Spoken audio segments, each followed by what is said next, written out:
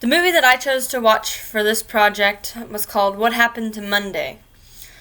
I chose this movie because of the problems that could be in our planet's future, so it's just something that's more realistic, and it could just be something in the future for Earth that is kind of possible.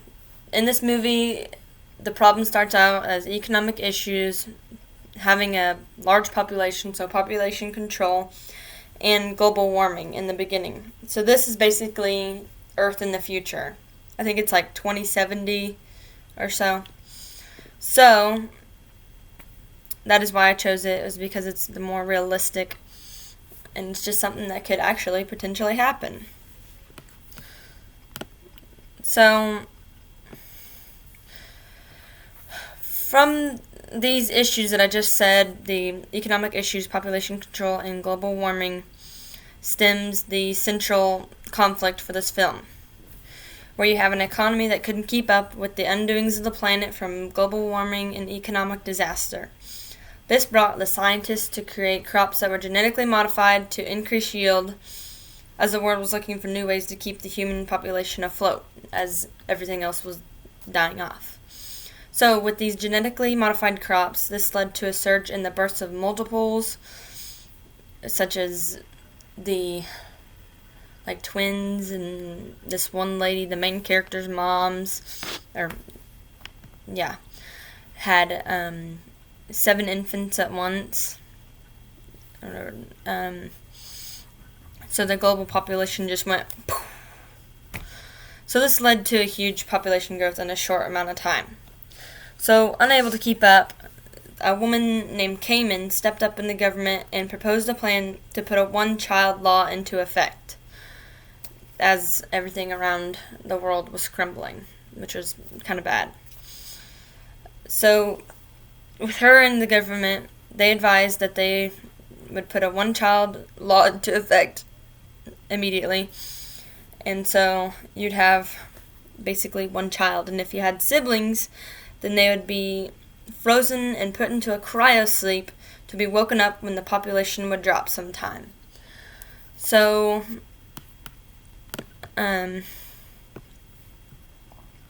basically, the whole world, who was impacted by these characters' decisions and actions? The whole world was impacted by this decision, as it separated siblings from their first child, who basically only have one child and raise them, and then they'd be woken up or kept in a center until they could be put in cryosleep and then brought back when the population was low and they could be sustained and survive with multiple siblings. But most specifically, the main characters of this movie, as I mentioned before, the woman that had the 7 babies, and she soon after died, and this left the grandfather to raise and name these girls in hiding, raising them under the name Karen Setman. So they took on this one Elias, but their actual names when they're on privacy was Sunday, Monday, Tuesday, Wednesday, Thursday, Friday, and Saturday. So with these names of days of the week, they went out for the days of the week, and that's how they lived. It's only one at a time, because if the government found out, then they'd all be separated under this cryosleep and one-child law act, and one of them would still be up.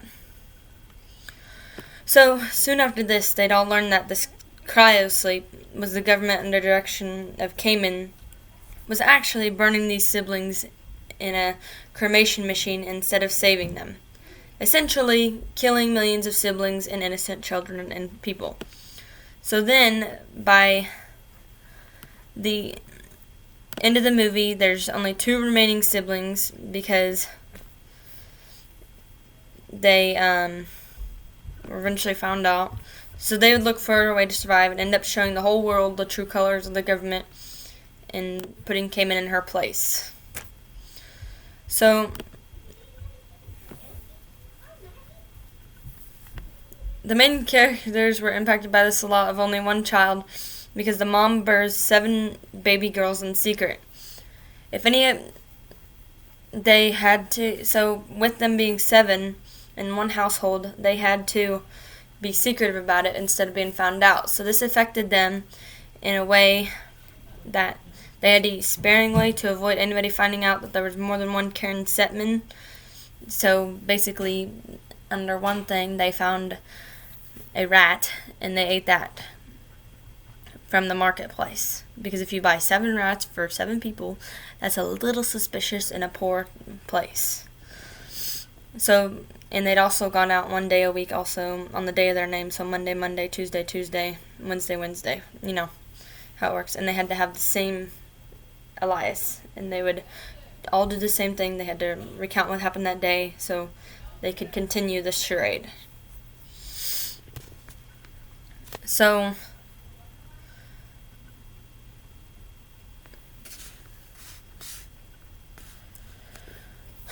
another example of how this was impacting the 7 women was that when the government did find out about them, they tried to take all 7 of them out quickly to avoid conflict with the public finding out, leading to just like basically a rat race to eliminate all 7 of the women. So the government, by making these unethical choices to eliminate these siblings in such a terrible way that they just basically do anything and take anyone out to get them, while they were also lying to the world because they were not putting children and their siblings, whatever, into a cryosleep, they were just killing them, Kamen ends up losing all trust with the public and with winning a re-election, as you would think. So, and 7 women ended up with only 2 of the remaining by the end of the movie. And there was also death to the public with running from the government, so just unnecessary lives lost in the search. So, what did they gain by making ethical choices? So eventually they lost their sister's home, way of life, and they ended up showing the world the truth and eventually got to enjoy the rest of their lives separately. So this is what they gained, even though they lost a lot. Then the world learned to adapt to the baby splurge, as siblings and pregnant women came out of hiding by the time that Kamen was put away, and a different way of governing was established, because they were literally just murdering people before. It was very unethical, did not go right. So, with this film can relate it back to real world lessons. As I mentioned before, it's realistic. It's something that happens to the future. You can see how the economy collapsed when the world started to fall apart with global warming and all of that. And the loss of the food sources, the government had to step in and put in a one-child policy because they couldn't feed everybody, or essentially said they couldn't. Just didn't want to find an easier way, I guess. So everything in this movie is something that could potentially happen in real life, aside from most of the dramatics of just being a film. So those characters' actions relate back to my own behavior because they constantly want to live in a better place for themselves and their family. They want the world to be a better place, and this is what I would want also, as you can't live, 7 people in one place and do that forever. That would just be very hard. The lessons that I've learned from this movie is that you should not always trust what people are advertising and to take care of others. Because I'd say just look more into what you're doing, although this would be hard because the government can hide it. Who knows what the government's even hiding now, but whatever. So I took a critical reflection of this, and it has not caused me to make changes to my own life, only to continue to question everything advertised and to not fully trust the government. Because who knows?